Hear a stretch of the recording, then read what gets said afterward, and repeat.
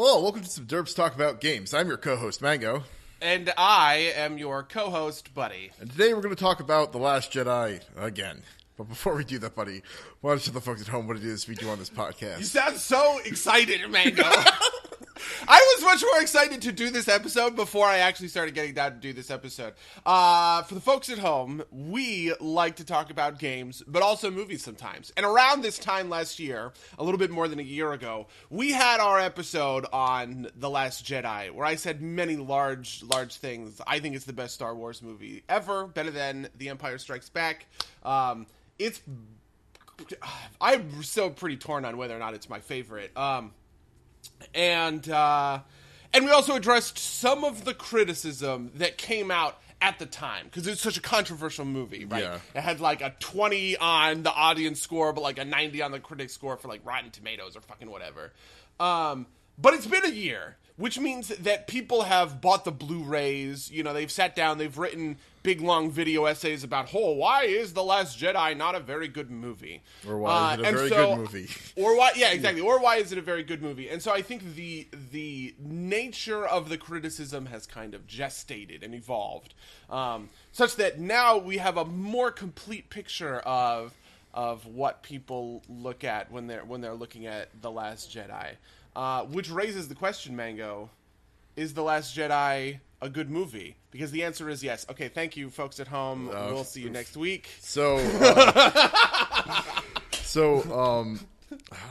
I thought you were crazy at the time saying it was the best Star Wars movie. I definitely still disagree with that. I think it is not surprised me that you love this movie, because I think it is a movie with big ambitions and the shape of a great movie, but it's internally a mess in a lot of different ways. And I don't know if it's moved so much in the rankings for me. I've I think come to recognize some of its flaws more, but how much it affects the story, I think, is different. I don't know. I don't know how to feel about this movie. I almost kind of want to. You know what's funny? I very much feel you, and I do want to say that rewatching it and watching the criticisms has had this weird, almost like split effect, where the more I've watched The Last Jedi, the things that I think are good about it, and that it does really well, only ever get better, right? But the things that I think aren't great about it, and the flaws that are there, only ever get kind of like worse. Like, for instance, I kind of excused a lot of the Marvel humor the first time, because it didn't really bother me on like my very first watch through, and I don't really know why that was.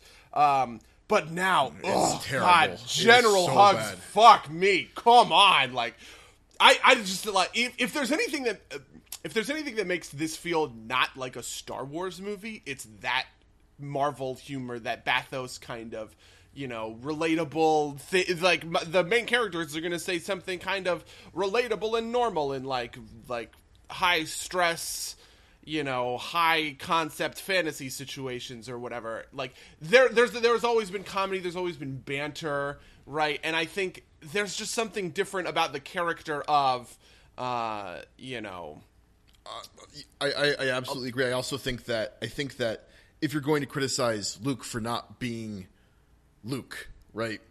Yeah. I think that the places where that is the most true is in his humor moments, in the tossing of the lightsaber and in the Reed slapping at Rey's hands. I think there's some other stuff there too, but see, I actually kind of like the Reed slapping, but I get that. So what's it? For the people at home, I rewatched this movie, then watched about 6 hours of criticism, and then rewatched the movie again because I needed to again. And then I watched some more criticism. So I feel like after that first rewatch of the movie, I feel like I could have just like erased a bunch of this movie and had it be a lot better. I still think that's true. Yeah. Like how I feel about Luke, I think I go back and forth on a bunch. I don't think that Luke is not Luke in this movie in its totality. Like, I think that I don't think Luke is the perfect character in this movie, but I think that you could just, like, scrub away some stuff.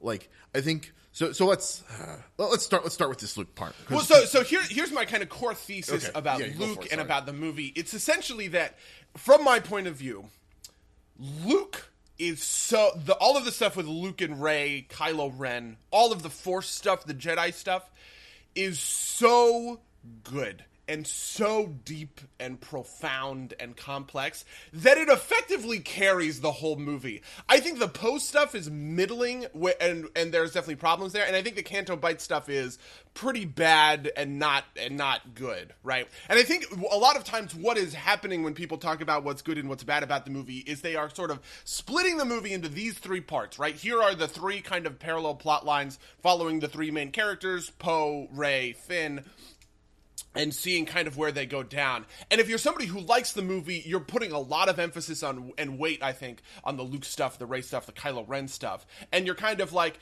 who cares about Canto Bight, whatever, And if you're somebody who doesn't like the movie, you say, okay, like, maybe I think some of this Luke stuff is okay, but oh my God, Canto Bight is awful, And there's a little bit of apologia that goes both ways. Like, if you're one of the people that like it, you are more likely to kind of apologize for Canto Bight by saying, like, it could have been better, but, like, at least it's thematically pretty relevant, and that last shot is pretty killer, so I'm gonna give it a pass, right? And if you're somebody who doesn't like the movie, you look at the Luke stuff, and you kind of, like, you look at, like, the titty milk or whatever, and then you look at stuff like, like, for instance, I think the fight scene in the throne room is awful. Oh yeah, like this. So first I want to say, I actually thought this is one of these things where I thought it was pretty good the first time, and the more I've watched it, the more I've just been like, oh God, this is garbage. Absolutely. I re-listened to our cast, and I was like, oh, it was great, and I was like, no, it's terrible. Yeah, I know.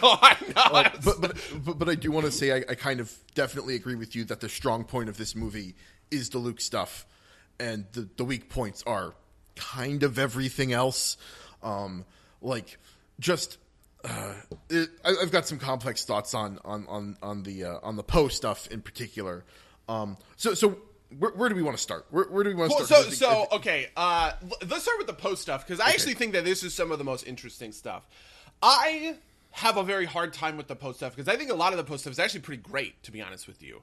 I like his arc, and I like the characters he's kind of surrounded with, but the linchpin here is his relationship with Admiral Holdo, and the biggest, most fundamental flaw on, like, a story structure level is he mutinies against Admiral Holdo, and she never tells him that she has had a plan the whole time. Do you know what I mean? Like, if there's any big criticism from, like, the naysayers of the movie that I'm willing to entertain and be like, yep, they're on the money on this one, Holdo not telling the plan to Poe is such an artificial way to kind of generate stakes and drive the plot in, like, a specific direction. And it's okay the first couple of times that it, like, pops up where he's like, tell me there's a plan, and then tell me there's a plan, and it's like, okay, well, I can understand how she's not gonna, like, entertain his, like, uppity bullshit or whatever, but he literally mutinies and puts the whole ship in danger when all she has to do is say, listen, I have a fucking plan, you moron. You know what I mean? And it's just, like, one step too far that breaks that kind of, like, breaks the camel's back of that whole plot thread. So I am very mixed on that. Yeah, because I think all of the stuff, like, I don't know. I feel like all that other stuff is pretty solid. So I tend to agree with you. I think that Poe's arc is fine in theory. I think that Holdo refusing to tell him the plan has a lot of issues with it. And I don't just mean, like, I think I agree with you that, like, there's a couple ways to do this, but the fact that when the first time it happens, because I was looking for this, is she is framed as the villain, right? Like, the movie wants you to believe that she is in the wrong. That way that you could subvert it later, and that, I think, especially on repeat viewings, feels so much worse, right? Like, that she is supposed to be, like, that it's not even kind of, like, up for option. Like, essentially, I feel like he wanted to subvert, or he being Rian Johnson, wanted to subvert the trope so hard that he made it such that you agree with Poe up until the point that like she reveals that there was a plan all along, right? Like it is. Yeah, and it kind of feels like it makes you feel bad. It's like, no, you gave me really good reason not to agree with this character, and now you want me to feel bad. You know, like it's, I don't know. That's tough. I definitely agree with that criticism. Yeah. There was, but I do think a lot of the other stuff in the like, for instance, I think that space battle and the stuff with like the dreadnought, I think all of that stuff is interesting outside of like the General Hugs bullshit or whatever, right? Like, you know, this stuff with Rose's sister, I thought that was complex, and I love the, you know, like, oh, we need to go take out the, you know, like we need to go take out like the dreadnought stuff. That sets up a really neat arc, right? Even like other stuff like his interactions with Leia, I think are pretty great. So like it's tough for me to sink this entire plot thread just based off of this one kind of like misplayed narrative structure. The problem is it drives the entire plot. It also drives the Canto Bight plot, right? Like, I think that a big part of this thing is another kind of thesis I have about this movie is it's a very death by a thousand cuts type level of flaws. Like, there are very few huge glaring flaws. I think the motivation, or the Holdo one is kind of one, but I think a lot of this is, are there enough cuts for the kind of edifice to fall in front of you as a viewer? Because I think there are a lot of tiny little cuts.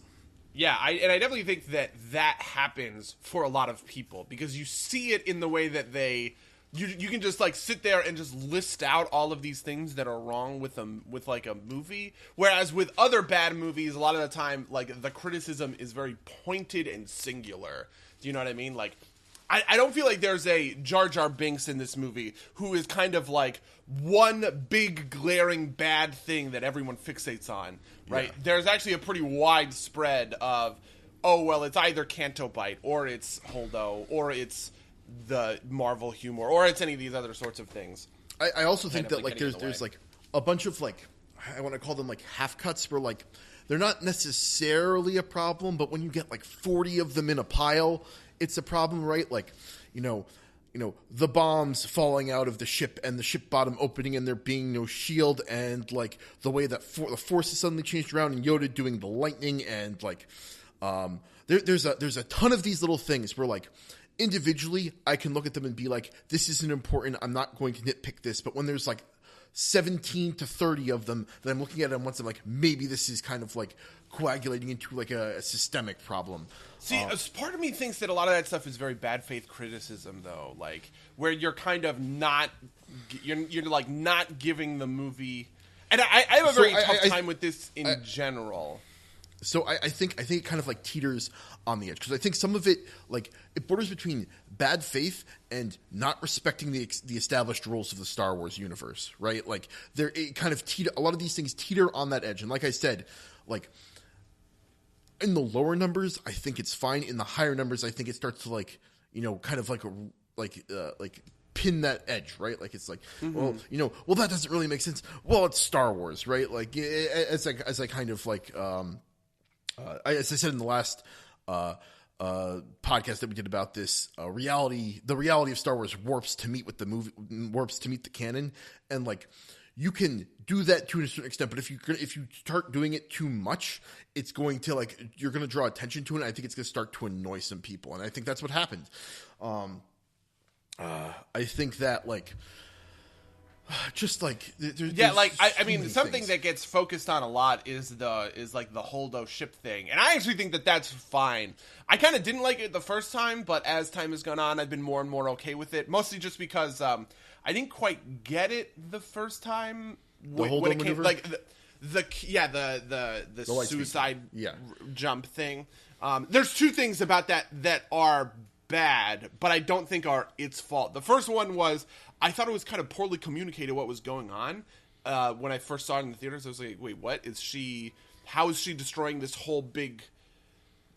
all of these Star Destroyers are getting like completely blown out, and that doesn't make any kind of sense. But then somebody was like, it's shrapnel, right? Like, she hits the one ship, and then it kind of it hits all these other, like, it's ship's shrapnel that hits all the other ships. And I was like, okay, that makes sense, that's fine. And then the other thing is, it comes kind of back to back with this Rose thing where she says, like, saving what we love or whatever, which I just think is so stupid. It looks like a parody, right? Like, she says, we have to save the things that we love. As the cannon blows open the door, she kisses Finn, which was also totally unearned. Like, what? Like, I kind of, like, boy, does that just, like, not work. In a certain sense, I think part of what this comes down to is part of what frustrates me, like, viscerally about the conversations about this movie is that they're so shallow. People only want to talk about structure, like narrative structure. They only want to talk about plot. Nobody wants to talk about character arcs, themes, aesthetic, right? Like, even like, and there are plenty of things to talk about when it comes to like narrative structure, but there's just so much more to this movie than that, right? I think Canto Bight fails on multiple levels. On like multiple of those kinds of like, it doesn't work from a plot level. It definitely doesn't work from a character level. What is Finn's arc in this movie? He basically just backtracks entirely to The Force Awakens, where he's like a big huge coward for like no reason whatsoever. Rose clearly doesn't have an arc. She's just kind of a supporting character, I guess, sort of trying to like help Finn or whatever. But you know, I think it's pretty thematically strong. I like the stuff with Benicio del Toro's character and the stuff that he says about kind of like, oh, good, evil. This doesn't really exist in the Marvel or in the Star Wars universe, right? And I also think the kind of like, you know, that the universe has built these gross kind of warlike power systems that are bigger than the rebels, and the, you know, like, I thought that, you know, that stuff is pretty like neat and interesting or whatever. But like, at the end of the day, this stuff fails on multiple levels because there's a lot of stuff wrong. I feel like the Holdo stuff really fails on that one level crucially, right? It fails on that plot level, and kind of the rest of it crumbles a little bit along with it. And I'm willing to give it sort of like the benefit of the doubt, but I understand that like other people sort of aren't. And then I think all this stuff with Luke is solid, and I will defend it to my dying breath. Okay, so before we get to Luke, I do want to talk about the Holdo maneuver just a little bit, because like, it's one of, I think it just to point out that it kind of like, it's weird to just, I think the problem is people don't properly describe the problems around it, right? Like, I don't think the act of using your ship as a lightspeed battering ram itself is a problem, but it kind of calls into question a lot of other things, right? Like, why don't the other two ships that also have enough fuel for one jump do that? Right? Like, why, like, just like these little kind of obvious, like, you know, I can believe that not everybody does this forever otherwise, right? But like, just, it's rife with little problems that I think also annoy like a hardcore fan more than. So this is actually kind of interesting, because this reminds me of something that I learned when I was in college, when we were talking in like writing classes about to what extent something is a problem, right? Where the kind of question was like, is this thing a big problem or is this thing a little problem? And the answer that the professor had for us when we were kind of like debating this issue about just like some random person's story was the way to figure out the answer to that question is how hard the problem would be to fix, right?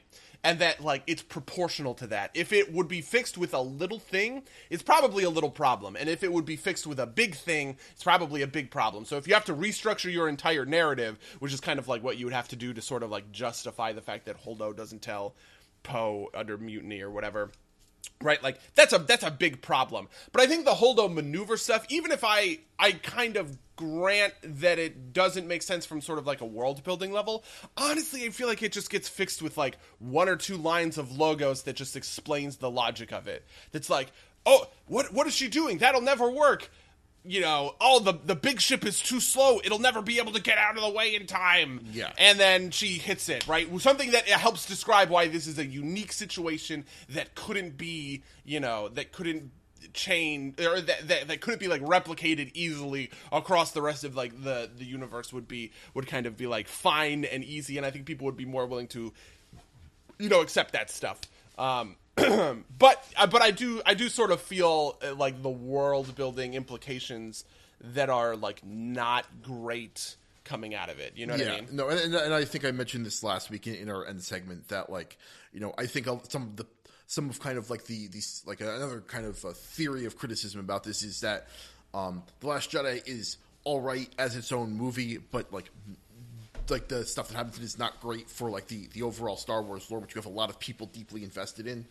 But boy, God, I mean, I have such a hard time with that because of the Luke stuff. Because this movie loves Star Wars and like the mythos and like the fans and stuff like that. So when somebody says that this movie is like shitting all over Star Wars or whatever, I'm just like, how do we watch the fucking same movie? You know what I mean?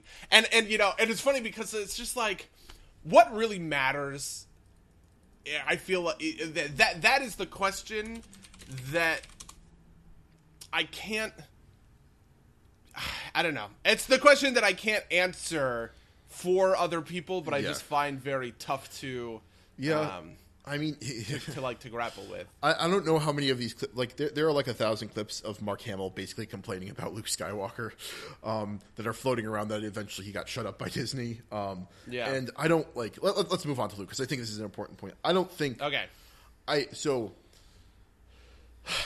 I don't think Luke is a bad character in this movie. I think he's got some bad moments. I think that he's basically too much of an asshole, right? Like. I think if you dialed that back a little bit, it'd be mostly all right. What was it? Like, so, the movie Bob take about how, how Luke is like Luke Skywalker is this is a great look for Luke and it's fun. Or not fun, but like, you know, super interesting. I agree with most of it, but he makes this comparison to Logan, in Old Man Logan, or at least whatever the movie was, I forget. Mm-hmm. But the thing that immediately came to mind when I saw that is that Logan has always been kind of like edgy, right? Oh, like, a jerk? Yeah. Yeah, right? Like, this makes more sense if it's Han doing this, right? Like, I buy this more from Han. But again, I don't think it's terrible. I just think it just like needs a little bit of tweaking, and you can get Luke to a point where he feels less like a coward, right? And less edgy and more just kind of like like I feel like if you turn up like the bitterness a little bit, it works better. What do you think? I think fundamentally, the movie Barb take is a really good example. So we were talking about this in the precast, and I used the word thorough. When I mean thorough, I don't mean like it covers everything in the movie, just that it is deep on that one plot thread, right? It explains that whole plot thread, all of the pieces like interlocking together in a way that I think is, first of all, on the money, and second of all, you know, like robust. I think I would have a hard time kind of arguing against, or even like somebody who really hates the movie would have a hard time kind of like arguing against like the core movie Bob thesis that he sets up in there, which is essentially that like everyone who reads either Kylo Ren or Luke as being correct before the end of the movie are sort of being duped by the character arc, and they're not quite understanding like the character arc. Like, I see so many people who reference these takes about Kylo Ren says, you know, kill the past or whatever, and he wants to like rebuild the Jedi and stuff like this, and Luke says that at the height of their power, the Jedi allowed Darth Sidious to create the Empire and all of this stuff, and they don't realize that these are wrong things being said by wrong characters who are, in Kylo Ren's case, always going to be wrong because he's the villain and he doesn't change, and in Luke's case, wrong in an ironic sense because he comes around to Rey's line of thinking, right? And he fulfills all of the kind of prophetic things that he says to her while he's a huge dick, right? Oh, I'm gonna face them down with a laser sword, but he does in fact do that. He talks about how the power of the Jedi as legends is actually an illusion and is worthless, and if you actually look at what they did, you know, they're bad. But then he goes and he reinforces that exact same legend, and all of that stuff, I feel like, is so good and strong, and people don't see it, and it bugs me, man. You know, I get it.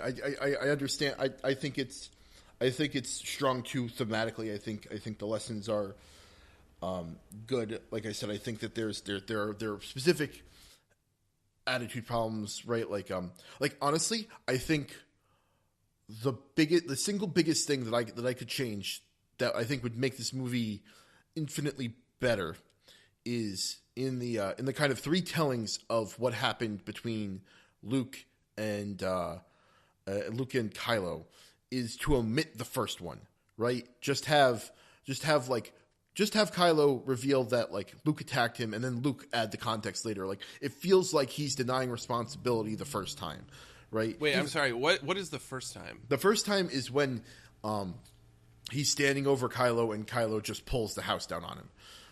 There's no lightsaber involved, right? Like there's these three instances. Okay, right, yeah. I think if you pull that out, it makes Luke feel like I feel like you want to emphasize like. So Luke says, I failed him, but Rey says, no, you didn't, right? But I think you really, like, I think the ideal version of that scene is Luke saying, I failed him as a master, and really, really owning that, and, like, not getting pushback from Rey about it. I do think that's a little bit weird, because, to a certain extent, I feel like Luke not accepting responsibility, well... It's not that Luke doesn't accept responsibility. It's actually the opposite of that. He kind of accepts too much responsibility, right? Like, this one failure is something that he holds on to so strongly such that it kind of destroys his whole, you know what I mean? Like, his whole faith in the Force and the Jedi. And himself.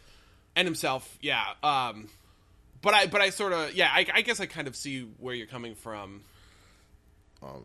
No, but, like, this, I don't know. I think part of this problem, too, is... something that I like all these beleaguered sighs. It's just like, like this is something we didn't talk about in the last cast, but I think that Rey maintains a lot of her Mary Sue-ness through this movie, and I think it's forgivable. But like, I can really feel it when like, you know, she's right almost all of the time, and it's bothersome. At least, are you kidding? So there's this kind of parallel to Empire. There's something I was struck by again, that I didn't get as much the first time, is how much this does echo Empire. Is kind of like the, like is Rey, or is you know her essentially being like, you're wrong, I'm gone. You know, I'm going to go do something, right? And in Empire, it feels very much like Luke not thinking necessarily that he's right, but that he needs to do this to go save his friends regardless, that he has to try. Whereas with Rey, it felt more to me like she was like correct and Luke was just being a baby. And so, like, you know, good Rey, who is correct, is going to go do the thing. See, I think she is the thing that makes me. I agree with a lot of these, like, Rey is too good at stuff in the Force Awakens takes. But in The Last Jedi, she is so fundamentally and profoundly wrong about Kylo Ren and Snoke and stuff like that I'm completely fine with it in this movie. I don't, you know what I mean? I don't think she's wrong about Kylo, though. Like, because Kylo kills Snoke? Because Kylo is conflicted, right? Like, right. Like, he is, like, Kylo is the closest thing to like a gray, like a gray morality that I think we've seen in any of the movies. Like he when Rey rejects him, he swings back towards the dark, but he is kind of like conflicted and in the middle. And it's only like Rey coming to him that like really like steals his resolve, right? Like I didn't catch it until the third time viewing it, but like Snoke says something to Rey or to Kylo in kind of like that last throne room scene, and you see him kind of like shift his gaze up at Snoke, and you can see when he kind of when he switches from being like conflicted to being resolved. And you know this gets played out rather explicitly in the scene where Snoke says, "I can sense his conviction." Right? I thought on multiple viewings that dialogue was super fucking cheesy. But I was willing to forgive it, right? Like, he turns the lightsaber and will kill his true enemy. It's like, you really have to fucking spell it out like that. No one, whatever. That's a minor thing, but it was just so the interesting thing there is that I pair that very closely with the scene in the beginning of the movie where Kylo is talking to Snoke, and you can already tell that he hates Snoke in the first place, and it creates this sort of level of ambiguity about Kylo's sort of like motivations and how truly he does want, you know what I mean? I think you could make a very good case that at the end of the day, Kylo, even if Rey had accepted Kylo, right, and they had like remade things, that he wasn't actually changing for the better at all. He was just holding on to his kind of like hate and his like desire for power the entire time, and that was all consistent. And this was just like the thing like this was just an expression of his like resentment against Snoke as much as anything else. Like, I don't think that that's true. I think Kylo Ren is legitimately like, and the movie is better for this. Kylo Ren is legitimately conflicted and legitimately changeable, right? Right. But Rey is incorrect in thinking that, well, I think she could change him. She's just like kind of like unwilling to essentially pay the price in order to do so, which is to allow all of her friends to die.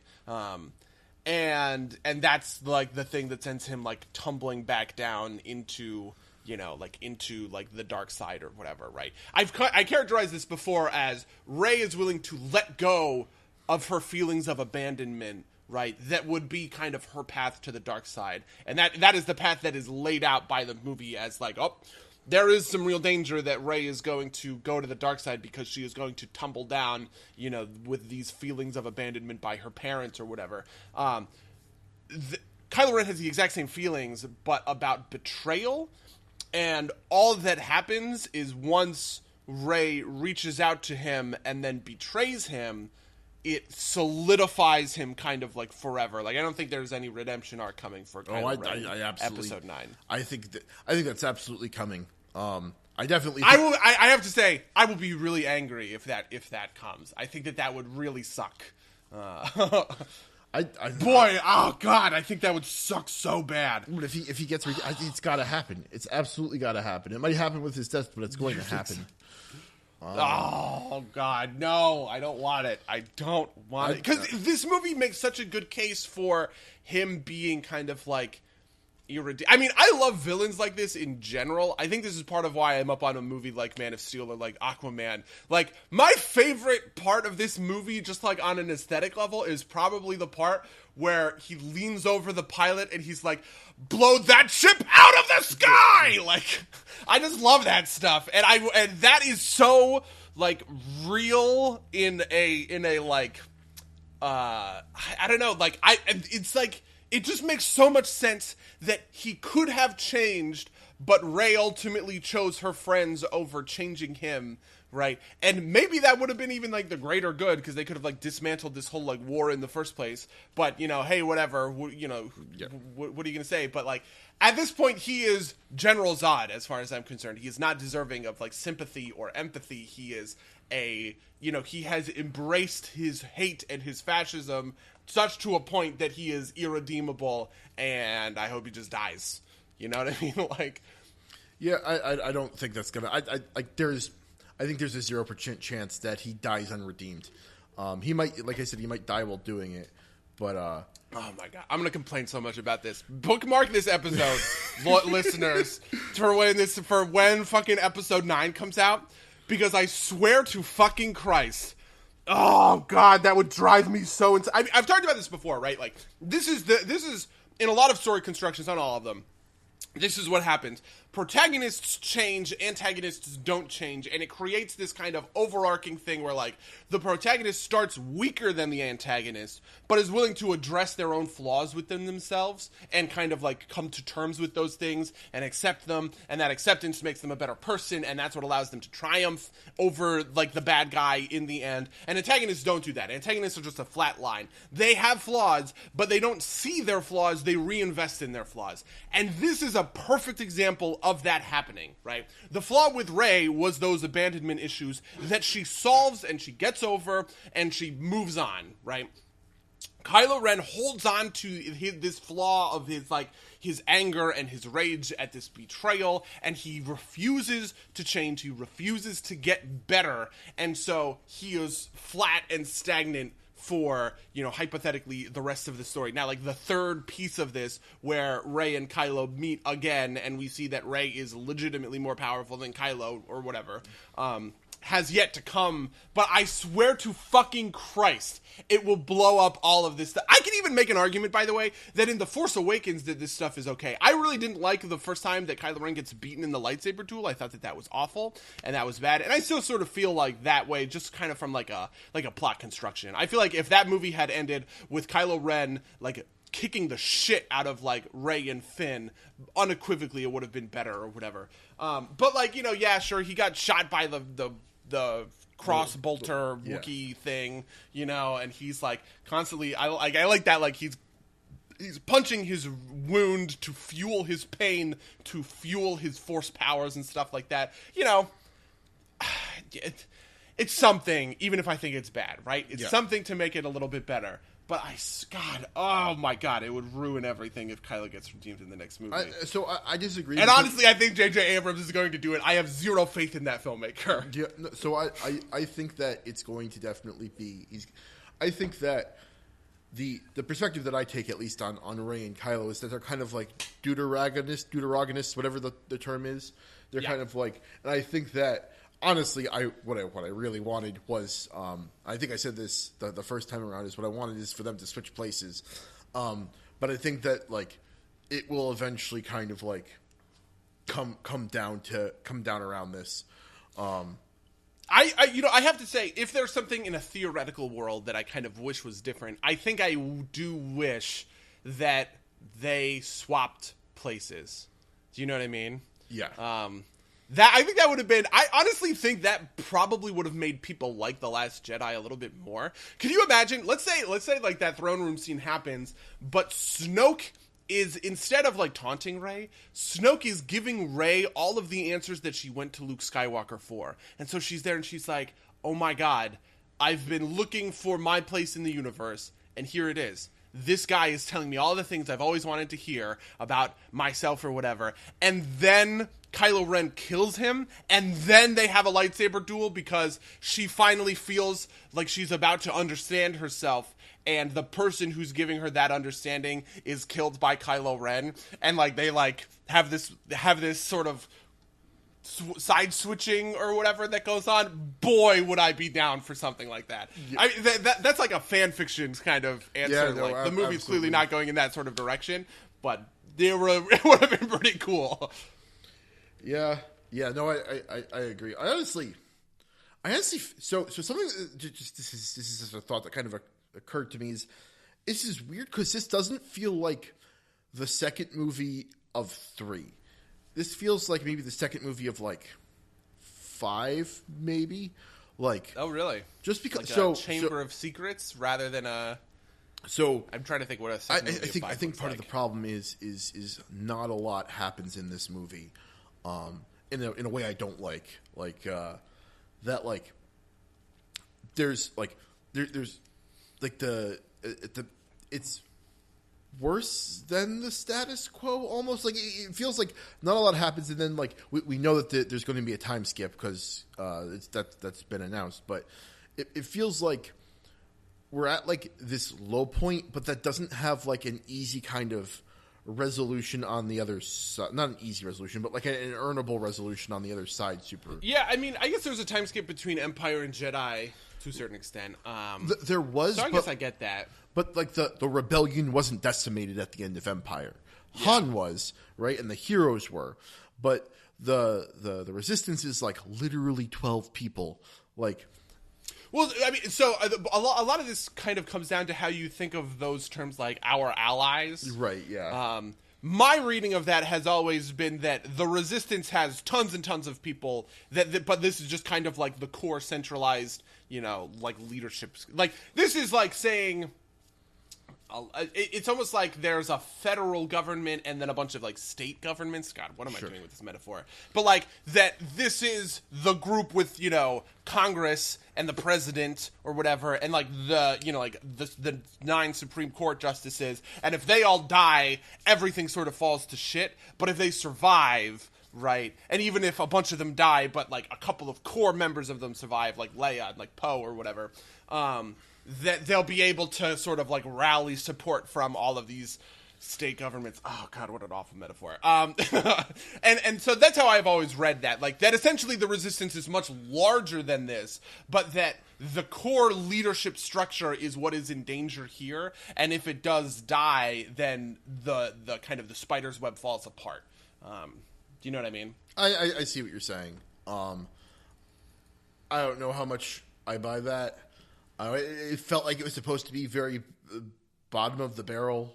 I don't know. We'll see. So something that I'm coming more and more around to, is a thing that I kind of don't like in concept, but I kind of have to accept because of the ways I view the prequels. But like, I think that the episode 9 is going to make or break the trilogy. That it's going to it has the power to it has the power to recontextualize everything.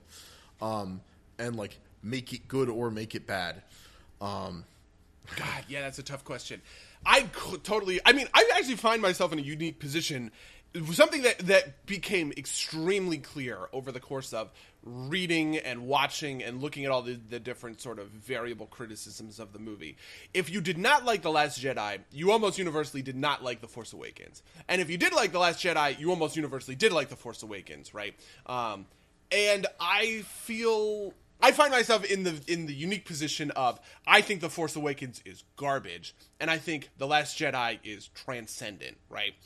And we kind of get to a position where, yeah, I buy that. I buy that a lot, because I sort of wonder if it reinforces all the shit that I hated about The Force Awakens. I think, like, first of all, by the way, I mean, I think the humor in this movie is like shitty and garbage. Like all that General Hux stuff was bad, but it's also pretty localized to the beginning. There's not a ton of it that comes out later. Like as the movie gets more and more serious, it gets less and less funny, essentially.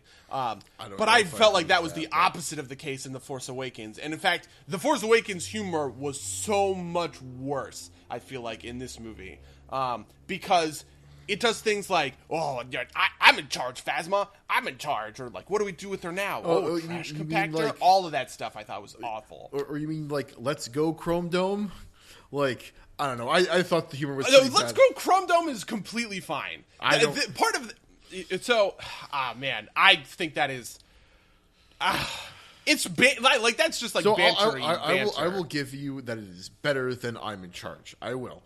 But I think that the humor was kind of not great throughout the whole thing. I don't think it stops. I mean, part of it is like a misunderstanding of bathos to a certain extent. Let's go Chrome Dome isn't a bathos moment for me. I don't think it's a bathos moment. I just think it's bad. No, I know, but that's my point. Is I'm localized a lot on that bathos stuff, right? Like, I'm in charge, Phasma. I'm in charge. That's a bathos moment, right? This is a guy, This is a guy who doesn't know what, and he's like freaking out. It's like, no, I want my heroes to be like not awkward and weird. That's such a weird thing to say. And maybe it's relatable or whatever, but I don't know. It's just like so weird. And even just like the way that like Han's face looks like when he says trash compactor. Oh God, I hate that whole, it's so stupid. Yeah. No, but yeah. If it inherits those sorts of things, you know what I mean? Like, I feel like if episode 9 is akin to episode 7, I'll hate it. And if it's akin to episode 8, I'll love it. I feel like most fans will end up hating it kind of no matter what. I think that they have been primed to hate it. Okay, here's my bold prediction, actually. After watching all of this criticism, I bet episode 9 is going to come out and we're going to get a zillion hot takes that are, the sequel trilogy is worse than the prequels. You know what? I am 100%. I will put money on that. I could see that.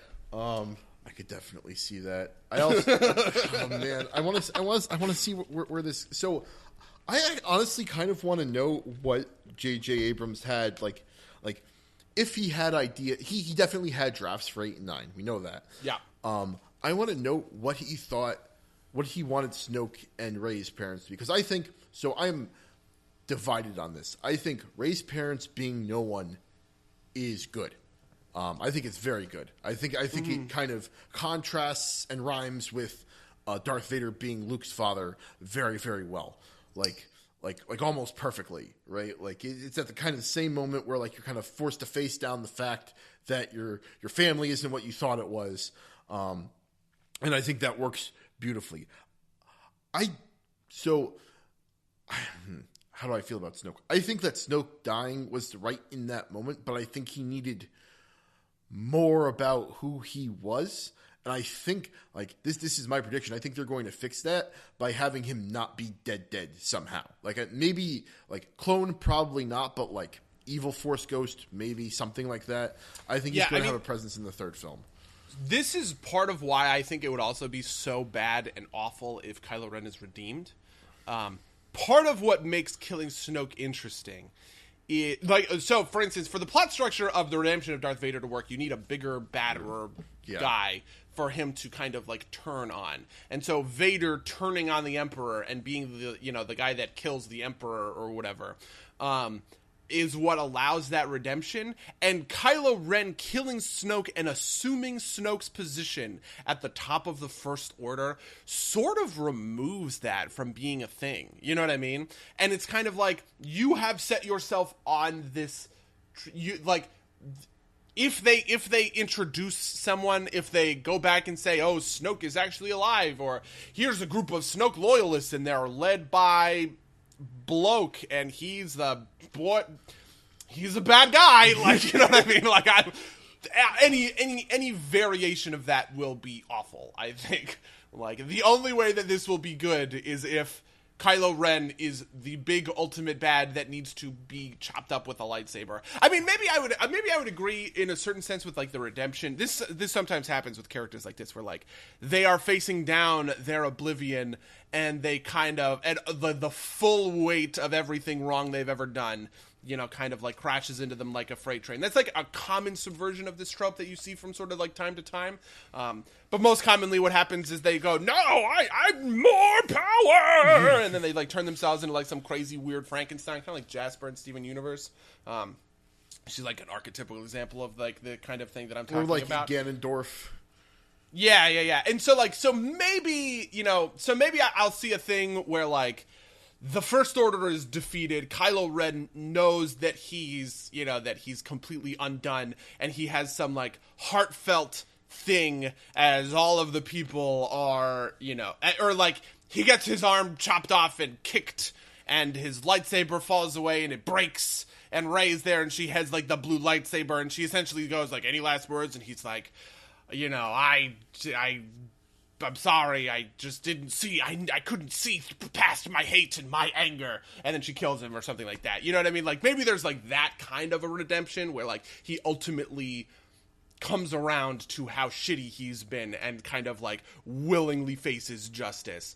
But any version of things where he becomes like, oh my god, any like Reylo version of this where they like bone, like, come on, kill me now. So what I secretly want, and I don't think this is going to happen, but what I secretly want is for, I don't know how you get here, but the episode 9 ends with like Rey being the head of the First Order somehow, and Kylo being like kind of like on the rebound, like essentially. She embraces kind of like the dark side aspects of her a little bit too much, because of... That's so radical. Yeah, I don't think that would be really insane if that happened. But yeah that would be crazy. And then you've got a hook for another 3 movies, guys. Yeah, I know. I'm so excited. So many Star Wars movies. I do want to talk a little bit about. Part of what framed my thinking for when I was talking about how like a lot of these criticisms are shallow because they're just talking about like plot mechanics and they're not really going any deeper. So a YouTuber named Dan Olson tweeted out the other day, and it's 4 words. He just says, "No meaning, only lore." And I feel like that describes a whole chunk of the Star Wars like fan base. Like any of the Star Wars fan base who are mad about the portrayal of Luke Skywalker in this are no meaning only lore kinds of people, because they don't understand, they can't see through to the ultimate, like, Luke is reaffirming the Jedi and the Star Wars mythos and how important this is to people, and how, yeah, our legends are, you know, they're inspiring and they give us hope in the darkest times, and that's why they're important.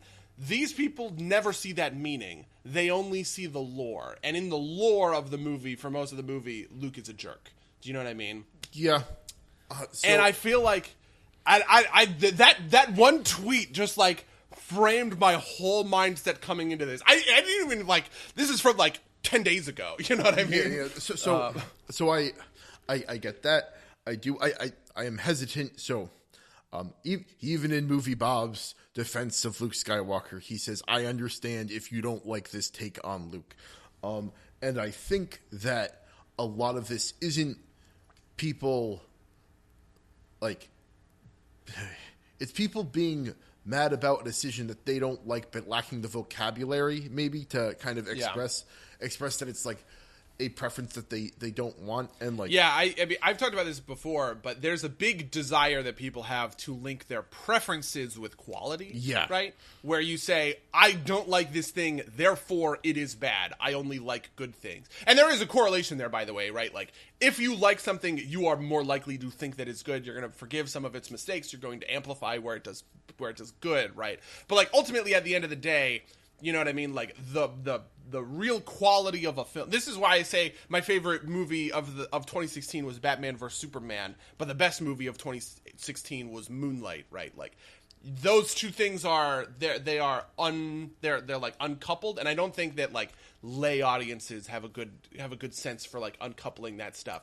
And so really when people are saying, like, you know, Luke was bad in this movie, they're just kind of saying Luke wasn't what I wanted him to be, and I didn't like what he was, if that makes sense. But I think kind of any reading that says, like, that Luke was a, you know, that, like, Luke is a coward, or like a, you know, like a sad sack. All of these readings are kind of defeated by looking at his character arc crucially. And I think that's why so much of the criticism, this is why, by the way, the Wisecrack video is wrong, because they set up that all of the things that Luke says in the beginning are true and are real and are convincing, without kind of realizing that those things are things the movie comes down on the other side of, right? The movie affirms the Jedi and the stories and all this other sort of stuff. It does not, like, rebuke them. And so to kind of paint that as a failing of the movie, I think is just to fail at reading movies. You know what I mean? Yeah. Like so that.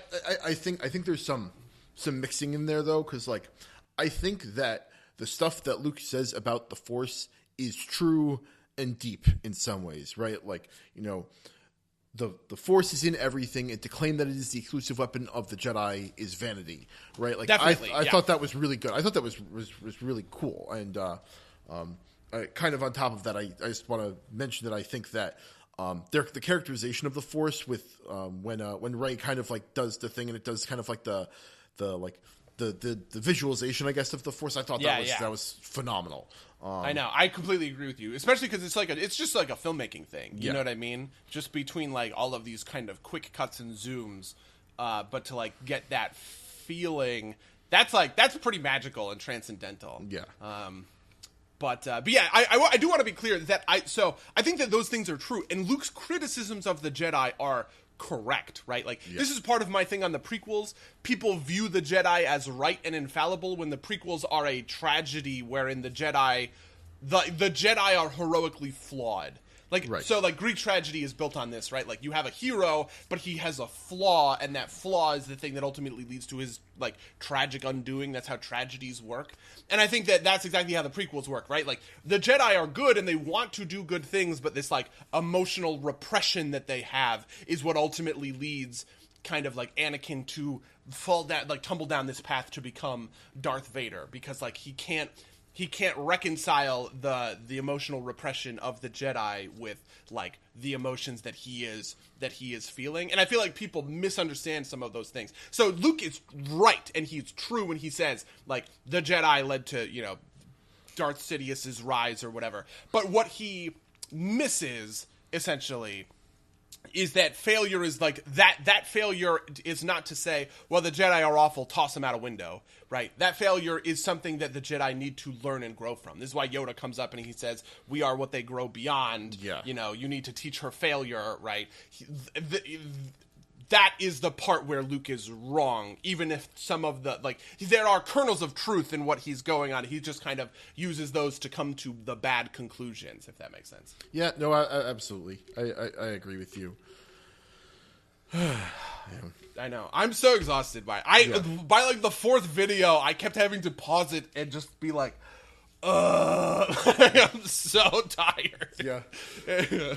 While I was working today, I had this one video series by Mahler, which I think is very over the top, but it's very interesting because someone who absolutely despises The Last Jedi and goes like beat by beat about what's wrong with every single thing in this movie. And like a lot of these things where I'm like, you know, he's not necessarily wrong here, and so I had to come back and watch the movie. I'm getting like, yeah, this is, not all of it holds up, but I get where he's coming from. But it was just like 3 hours, and then like another 2 hours of just me being like, oh god, what am I doing? It's just hard. It's so hard to like. It's maybe it is just because I like The Last Jedi that like it's hard to be so like berated by someone's assault on something you love. But like, I don't know, there's just something about like the vitriol of it that really like bothers me. Okay, so for instance, this is actually something that bothers me about any and all takes about Holdo as like an SJW feminist Me Too era whatever. Right? Like these, oh god, all of those, I don't even kind of disagree with the mechanics of them to a certain extent. Like, I guess I could understand, like, I understand the framework that these people are coming to the movie with, right? And to a certain extent, I want to say that they're projecting, but like, you know, a lot of movie criticism is projecting. Is it projecting for, you know, liberal critics to like say, oh my god, Spider-Verse is great because of representation and diversity or whatever, right? Like, it's kind of coming to that with the exact same priors, just like flipped in the opposite perspective. But the thing is that like one of those is affirmative and the other one is like negative, and the negative one just like, if you're going to kind of ask me to, if you're going to kind of like string me along a little bit and be like, okay, listen, you're going to need a little bit of extra context here, so here's that context, right? Representation is a good thing. We have a lot of black kids, Latino kids, Asian kids that want to see themselves on screen in heroic roles, whereas traditionally it was like white roles or whatever. So we're going to work towards that, like, because that is something that is ultimately pitched as like a positive thing, if that makes sense. I guess I'm more willing to entertain it, but like when it's like, oh my god, the SJWs are ruining Star Wars. I can't believe they're ruining Star Wars. We, the true fans, need to take it from these fake fans or whatever. There's just something caustic and like acidic about asking me to do that same sort of, make that same sort of leap, but do it negatively. Do you know what I mean? I see what you're saying. I was thinking about this coming into it because I thought it was going to come up, and my kind of thought was that, like, you know, it doesn't really matter why they did it. It just matters if it's good or bad or not, right? Like, yeah, like if Admiral Holdo is like a man, right? Like with like perfectly straight hair and like a fucking Hitler stash, right? Like it still doesn't affect whether or not that character's actions are good or bad. Like the motivations behind it don't change, right? Like it's whether or not the action was good or bad. Yeah, I mean, this happens in like the Vito. I actually think so. Vito is okay. The Vito video is like okay on some parts, and he's sort of like, he's over the top, and I don't agree with him or whatever, but like some of his criticism is valid and some of it is not, and I don't think his Holdo criticism really like holds up. Like, God, I don't know. Like maybe there's like some feminist take out there. Like Jezebel did a review or something where they say that the Poe storyline is about like mansplaining or something like that. But I don't know. Like to me, that stuff is sort of, I just don't feel that. People see the purple hair. I did see that take at some point. Did really? Yeah. People see the purple hair as this like representation that Holdo is like a stand-in for feminists, and I was just like, boy, that's a stretch. And I'm the guy, I don't think there is such thing as, like, reading too much into stuff. You know what I mean? Like, I love going deep, you know, and, like, making kind of crazy off-the-wall things or whatever. But, like, boy, that's a stretch. No, I think that, like... So I think I might agree with Movie Bob on this one, where it's, like, that was an intentional decision by Ryan Johnson to try and get you into that mindset. Really? Like... So I think if they had played it better, that it wouldn't have been as much of an issue. But like, you know, there was another part of this. There's the hair. So I think the biggest thing is Poe going, not what I expected, right? It's just kind of like, really, this is Star Wars. This like sexism thing has not really been a huge problem in this universe, right? Like, and to kind of like pull it in felt like I see where it comes from. I don't necessarily agree with it, but I see where it comes from, and I think that maybe it was an attempt to kind of like put people in that mindset so that when the subversion came, it like hit harder. I think it was overdone, and I think that the fact that I think that the plot structure was bad in the first place, or like not the structure, you know, the actual action was bad in the first place, kind of like just kind of throws fuel on the fire.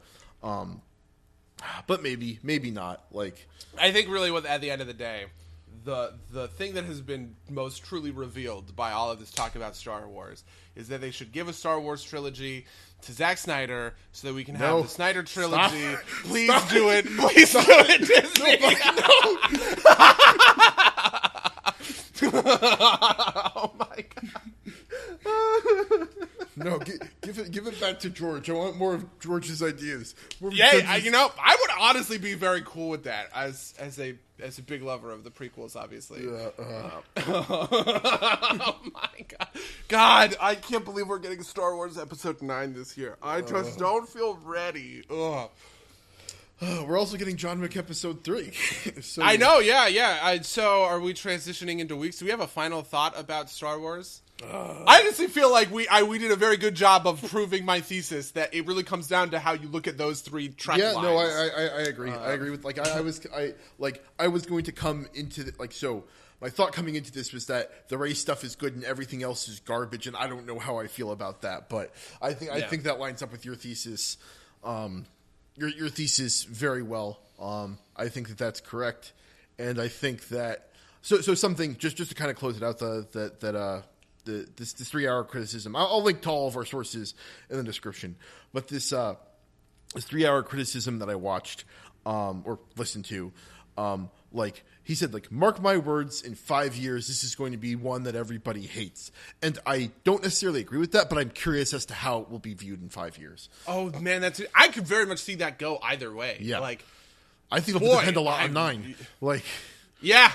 I think that is actually very true. I think I agree with you 100%. I think Star Wars Episode 9 is going to make or break both this movie and, like, you know what I mean? I think it's going to make or break Star Wars, honestly. Do you think, so, like, if Episode 9 is bad, right, would they, like, cancel Ryan Johnson's, like, other completely I think that's already Star canceled. Wars trilogy? Is it? I think so, or at least it's put on hold. It is, like that was the thing I read the other day. Like, you know, having been in the depths of this, I've seen comments around. So you know, like it, you know, they've already canceled like the Boba Fett thing, right? Like, but yeah, I think Episode 9 is going to make or break Star Wars, at least for the foreseeable future. Like, I don't think. Wow. I don't think Disney sits on this and never makes another Star Wars movie. I think there's too much money there. But like I think it depends too. Like, if Episode 9 does solo numbers, then I think it's dead for a while. Yeah, I mean, I think that's the tough. I think that's like the tough thing that you have to figure out, because like I think Solo. I mean, first of all, I think Solo's bad, but I think Solo came out at such a different time. You know what I mean? Like, if Solo had come out in 2018, would Aquaman make $1 billion?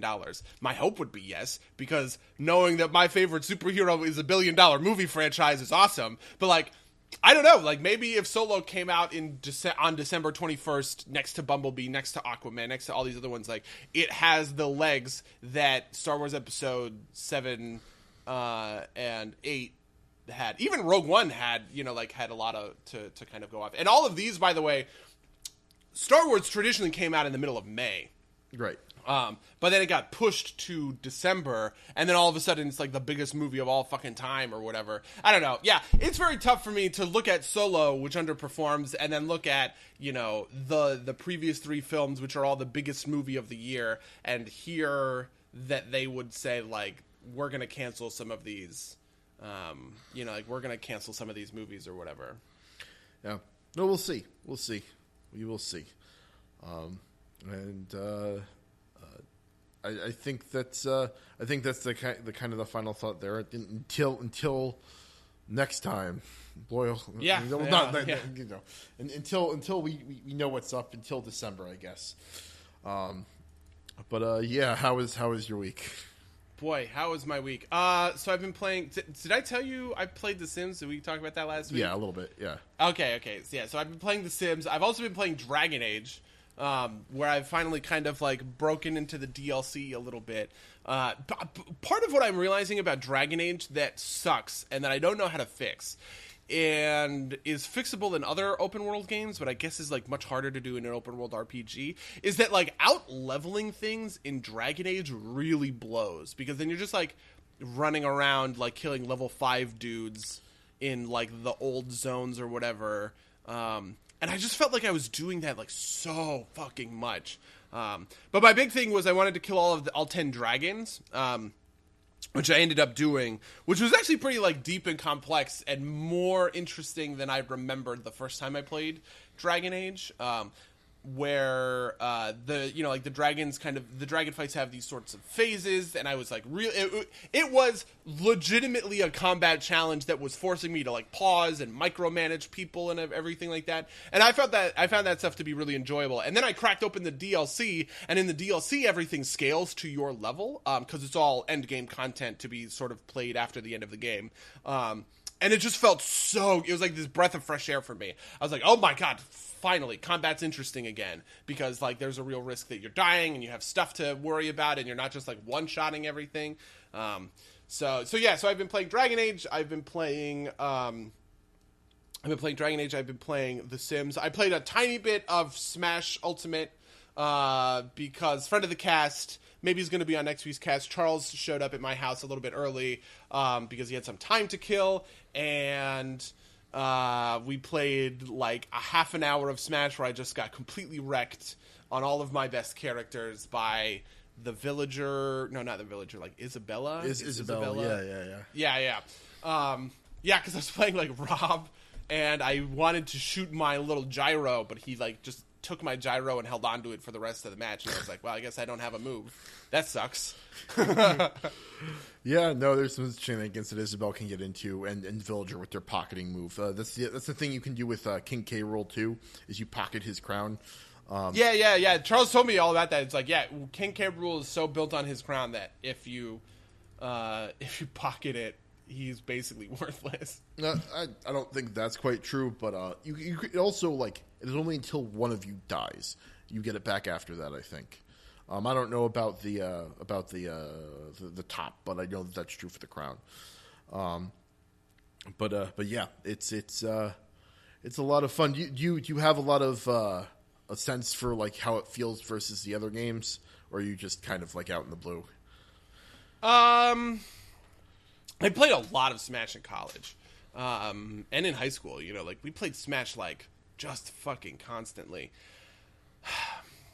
This definitely felt faster. Like for instance, I was playing Bowser, and it's like it is a little bit crazy how quick Bowser is compared to his older sort of like former selves. But he's also like heavier, and he has like less recovery. Like Bowser never really had great recovery, but like boy does he just like sink like a fucking rock. So there's definitely I definitely like see some of the tweaks. But I'm sort of like interested, like at what point is Smash like too big and has too many characters in it? Do you know what I mean? because like knowing and seeing all of these different characters and like understanding that Isabel does this thing and the villager does that thing, they're close but not quite, related or whatever. Boy, I don't know. I mean, it's like a MOBA, right? Like, yeah. I don't think it ever gets too high. I think at some point it's hard to hold everything in balance, and there's an issue there. But I don't think it's ever. I don't think there's a theoretical ceiling on it. I think it's all implementation. I don't think the burden of knowledge is as high as it is. I think it is in a MOBA, or at least it doesn't feel that way. Like, just kind of like knowing kind of how things work is good enough for the most part. Mm-hmm. I don't think it's that hard to get there. Although I've been playing the series for a while, and so, I guess it doesn't matter all that much. And a lot of them are very similar, right? Like Pikachu and Pichu are essentially the same character, but Pichu does higher damage but damages himself. He's actually apparently pretty high tier at this point. They're just kind of like looking into stuff. So it'll be interesting. It'll be interesting to see how the game plays out as it continues on. See how the characters shake out. With every iteration of the game, heavies seem to be a little bit more viable, and I'm not convinced that they're totally viable right now. But I am a heavy player, so we'll see how it goes. And anything else you wanted to talk about? Boy. Young Justice Season 3 has started premiering, and I watched the first couple of episodes. I will keep it very spoiler-free.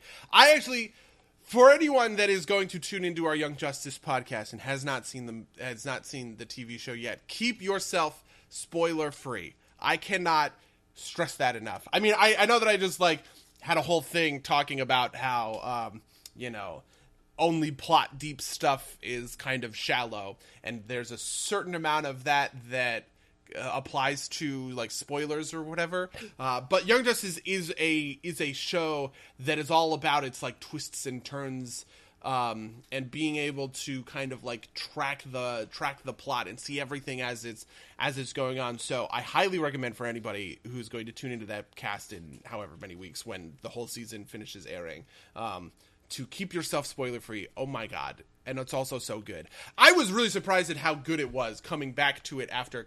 So Young Justice came out in 2010 and had a second season in 2011.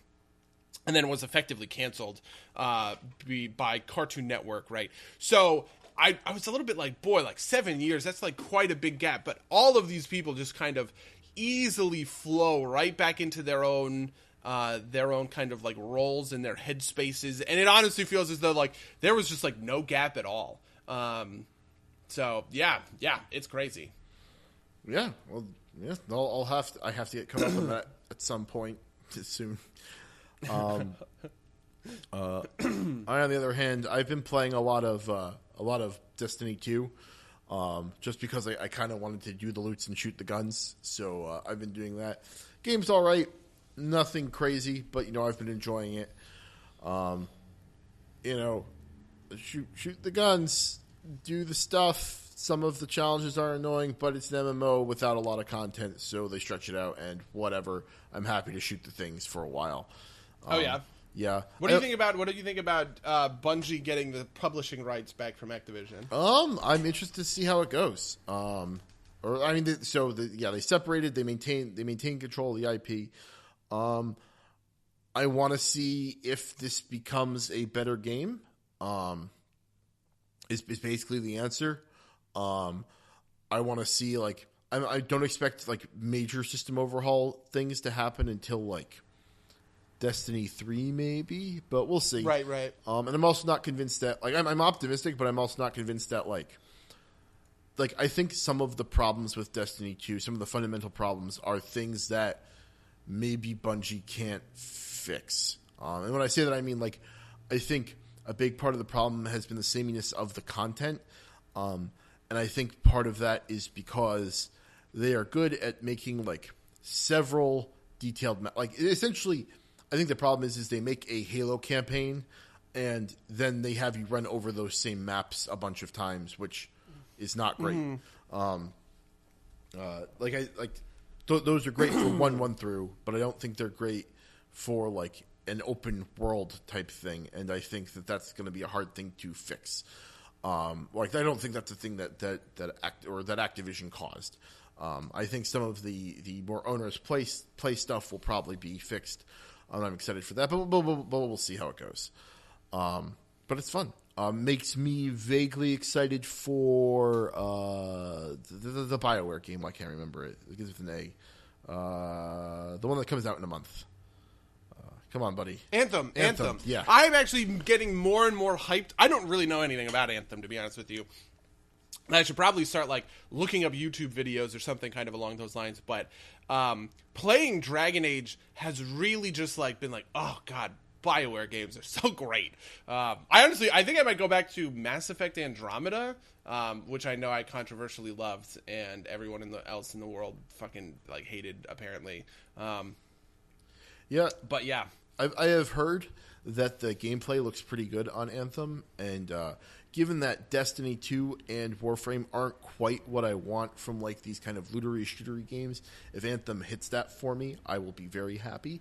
But I'm cautiously optimistic. There's a ton of games that come out in February and March that I'm super pumped for. So it's been a lot of like looking at the horizon for me for that stuff. Yeah, I mean they're doing a demo. That was my big thing with Anthem is they're doing a demo at some point. Now it's like, well, I'm gonna wait and I'll play the demo, and if I like the demo, I'll probably get the game. That's not a bad idea. That's probably what I'll end up doing too. Because which is kind of the same thing that I feel like we did with Destiny, right? Yeah. Because I played like a little bit of like the Destiny beta when that came out, and I was like, oh, like this is fine. Yeah, I have a feeling that kind of no matter what, it will be tough to keep people on board with just like any of these sorts of it's funny. Even though I work for a company that successfully did this, but it just feels so hard to kind of like match content for any MMO that comes out now because all other MMOs have years of content backlog already. You know what I mean? Like, this is the thing that, like, makes it tough to do Destiny. And you just, like, there's just not a lot of stuff to do. It feels like. Do you know what I mean? Yeah, absolutely. And I think it's very tough for a shooter to do as well, just because it's like a bigger kind of thing, if that makes sense. It's a different set of mechanics. But yeah, I'm also excited because like there's like a half dozen MMO revival type games in the mix, and maybe one of them will be good. Maybe even two. What else kind of happened this week in like gaming stuff? Fucking Fallout 76 continues to be terrible. Have you heard the latest? No, give me the latest. Give me the updates. So the latest is there is a dev room in Fallout 76. There's a dev room in every Bethesda game. This is how they do their debugging, where if you get there, there's like every item in the game possible. It's for testing purposes, right? They left it in Fallout 76, and people figured out how to get there. I threw a list. Oh my god. This room, it's through illicit means, right? Like it's you're not supposed to get there. Yeah. It's like an exploit. Yeah. And there's apparently every item in the game, including unreleased cosmetics that were going to be put up on the DLC shop. And so people have been going there, figuring there's also a way to clone items and selling those items on eBay for a lot of money. And the thing that has happened is Bethesda can tell if you've been in the room, right? But they can't tell if you've they can't. People trading items, you can't like necessarily indict every account that has one of these bad items. But the thing that happened is they said your account has been suspended because you've been in this room. You need to tell us how you got into this room, and maybe we'll reinstate your account. So basically, they're telling us that they don't know how this exploit works, right? Like that they don't know. Oh my god! Yeah. Oh my god. Oh my god! Wow. Okay. Wow. Yeah. This game is kind of irreparably broken at this point. Like, Boogie kind of said this that like you need a server wipe at this point because there's all sorts of items that shouldn't be in the ecosystem all the way out there. The economy is just fucking gone. Yeah. Yeah, that's interesting. I actually watched a video, like a very long, in-depth video about Fallout 76 by, God, what is this guy's name? He's actually like a very good... Is it the no-clip one? No, geez, what did he do? Okay, yeah, so his name is Noah Caldwell Gervais, and he does very long-form video essays. Like, he did a big giant one at Far Cry that was like 2.5 hours. That was every single Far Cry game. And he did one about how Fallout 76 compares to previous Fallouts. And he was like, I totally see how this is cool. And where someone was like, let's make this version of Fallout. And he even sees how the game itself is like great in the sense that, like, you know, like when I complain about Fallout 4, that core loop of kind of like exploration, getting resources, crafting, like all of those sorts of things, right? Like that loop is actually pretty strong, but there's like a whole bunch of like narrative shit that like drives me up a wall. Because Fallout 76 removes all of that narrative stuff, it actually allows itself to be a more kind of like a better Bethesda game, because you don't have any like main quest that's kind of never getting done in the background. You're just kind of like constantly doing like the little shit and how that works. But like the game is just so buggy and gross and never works that it's bad. You know what I mean? And how like that is the kind of that's like the sad truth to the Fallout stuff. Yeah, you know what I mean? I buy that. I do think that you need, like, I think in order for it to be the best Bethesda game it can be, you still need like the NPCs in the world to kind of give you, like, you know, you don't need long, you know, like a central quest line, but you do need kind of like individual quest lines, so you can kind of like wander through town and somebody can be like, hey, help me with this problem. Yeah.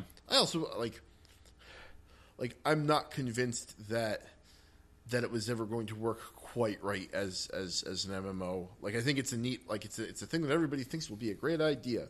But I don't think that an MMO is the right kind of frame. I think for you it. need real incentives. See, the problem is you need real incentives for people to be quest givers, essentially. Yeah. Like directing people out into like the wastelands, and so like, and I think you could systemize that. By the way, like, I almost sort of like the idea that like there's a whole system for you to imagine like this implementation of a system in like Fallout 76. You can at any time root your character in an individual location, right? You can create a quest with a keyboard. You can write out what it is you're looking for, what the parameters for the quest are. Oh, get 6 bear butts, and I'll give you a certain amount of gold, or I'll give you this item, or something kind of along those lines. You can give yourself a couple, but maybe there's a cap. Maybe you can only give out 3 quests at a time, or whatever, right? And you know, you can, and it only like links stuff, like it doesn't generate its own items, but it'll like pull it out of your inventory. You say, oh well, I have a lot of shark fins, so I'll put up a couple of shark fin quests or whatever, and like let people kind of complete it. And then the game takes your character while you are offline and turns you into an NPC in someone else's like game server or whatever, at like the location that you've chosen to sort of like freeze yourself. And that is like the bare bones of what you would need in order to like get a bunch of players to say, you know what, this is going to be our town, and we are going to all be quest givers for one another. You can even add on like another system that's just like, I'm going to put all of these things in my inventory up for sale for these prices, maybe market prices, maybe a little bit like higher, right? So you can create like passive like vendors and stuff like that. Yeah. Because I think people, you know, like, I like the idea that, oh well, we'll let the players do their own thing. We don't need NPCs. The players will be their own NPCs. But the problem with that is that players just don't want to sit in one spot giving out quests over and over again. They want to go out and explore and shit. So no, I absolutely agree. I think you could also do this fun stuff with like I think Eve does this. You put out like a bounty on somebody's head, and you can retrieve it. Easily that would be awesome. Yeah, right. But you know, we didn't get that game. No, we didn't. I wonder how hard that stuff would be to implement, to be Yeah. honest with you. Like, maybe they wanted to do something like that, and you just kind of, like, can't. I don't know. That's... Yeah. I feel like this game was rushed out the door. I don't know. I think Bethesda's on the downward turn. Yeah, I mean, that really sucks. Yeah. I mean, especially because Bethesda is like Bethesda was one of those studios, you know, like I was like Skyrim is just so good, Mango. yeah. So something that I've heard people say, and I think I kind of agree with, is that, like, you know, Bethesda was never good, but kind of in the sense that, like, Bethesda's games were always, like, super buggy and kind of not great, but their, like, expansiveness and modability were always kind of like the value adds to let you forgive that.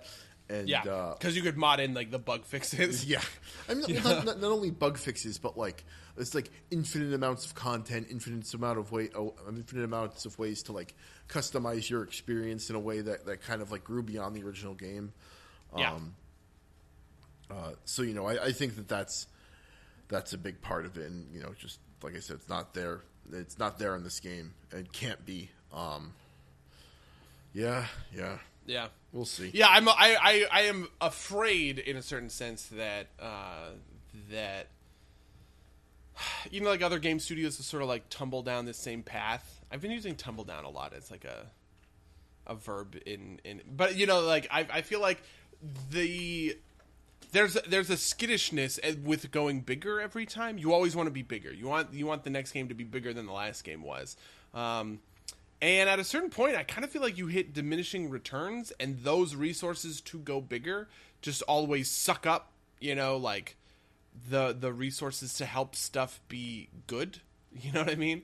And that is sort of like maybe I could chart a path between the, you know, we're going to make Fallout 4 and it's going to be like Skyrim, but even bigger and with all these other sorts of things going on. And then it doesn't quite work. And then Fallout 76 doesn't quite work. And then, you know, like, it just kind of keeps going and going, and it's not great. But yeah, I probably have fallen out. Like, it is weird for me to say this, but I don't think I would just, like, blind pre-order Elder Scrolls 6. You know what I mean? Which is, like, a ludicrous idea if you were to tell me that 2 years ago. No, I absolutely agree with you. Yeah.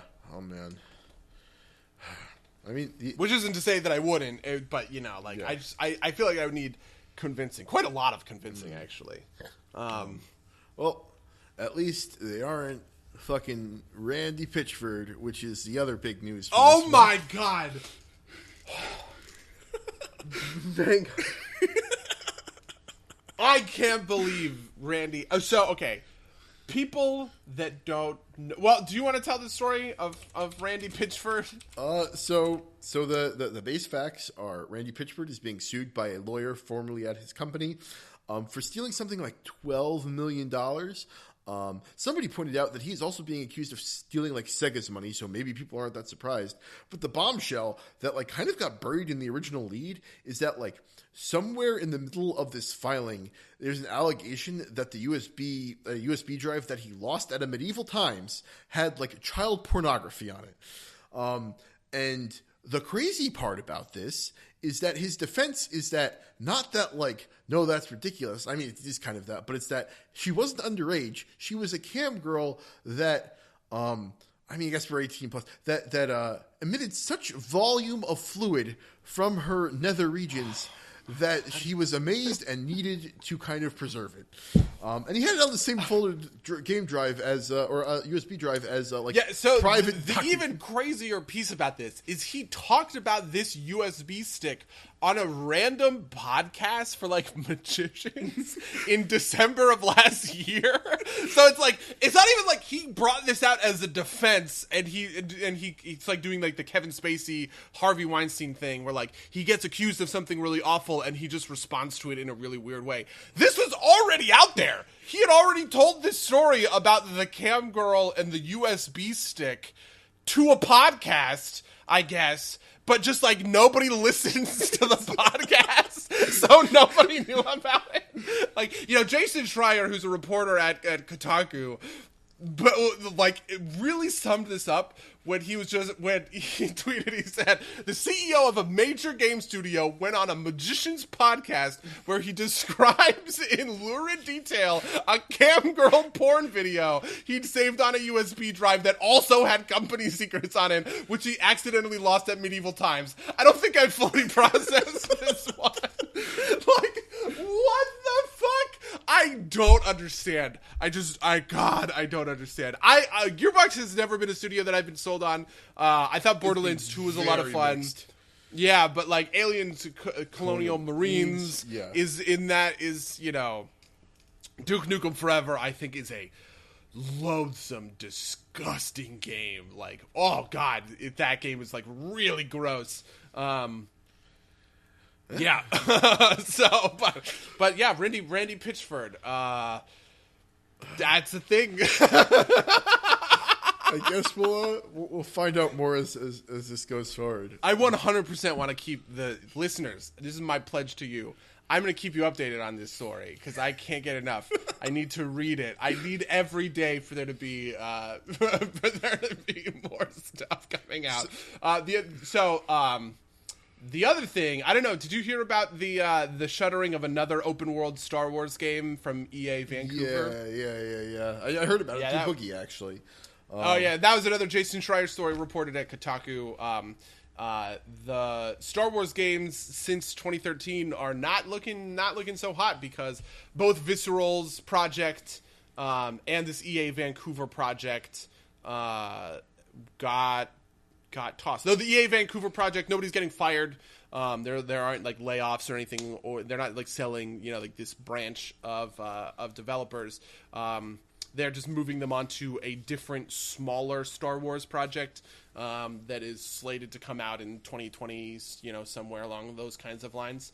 Also, Respawn has a Jedi game coming out this year. Around Christmas time. Yeah. Maybe that's how it'll work. The EA will let Rian Johnson direct a Star Wars game, and we can see all of his glory there. But I think that's about all we have time for, unless you want to talk about anything else, buddy. No, that's I'm good. I'm glad we touched the Randy Pitchford thing because it's crazy. Yeah, it is. It is. If you'd like to email us what you think about The Last Jedi or Randy Pitchford, or any of the other things we talked about on this podcast, you can reach us at podcast@somederpsplaygames.com or somederpsplaygames@gmail.com. You can follow us on Twitter. You can follow us on SoundCloud. You can follow us on twitch.tv/somederpsplaygames. Leave us a review and rate us on iTunes, I guess. And I think that's everything I had. Buddy, did you have anything else that you wanted to promote? I have nothing else that I'm looking to promote. In that case, until next time, dear listeners. Until next time, loyal listeners.